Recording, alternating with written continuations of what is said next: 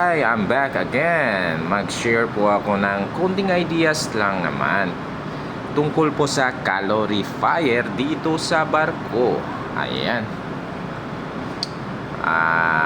May konting idea po tayo na gusto ko pong i-share para sa pagsampan nyo po ng barko. May konting idea po kayo.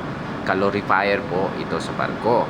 Ito po yung drum niya na nangyayari po ang exchange ng heat para magkaroon po ng init yung fresh water. Ito naman ang hot water circulating pump. Saan po nagpapacirculate po ng hot water sa ating mga shower o panghugas ng mga kamay. Yan naman po ang barbula ng steam. Diyan po pumapasok. I-open nyo po yan.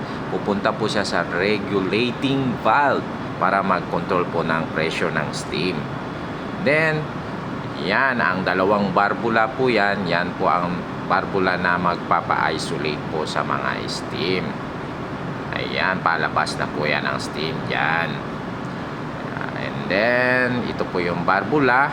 Papasok dyan, magtra-travel, papasok doon sa condenser.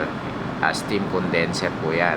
Atmospheric condenser. Then, lalabas siya. Lalabas siya dito, papasok dyan, lalabas. At dito siya pupunta sa barbula na to. Dapat naka-open po yan. Then outlet. Ito naman ang bypass niya papunta doon. Dapat naka-open po itong outlet para lalabas po yung steam. Ito naman guys, yung circulating pump natin. Dito po, ito pong bomba ay nagpa-pump po para mag-circulate po yung hot water po natin dito sa barko. Yan ang suction. Ito naka-open po yan. Dapat open yan. Papasok sa dyan dito sa bomba. Ito yung discharge. Yan.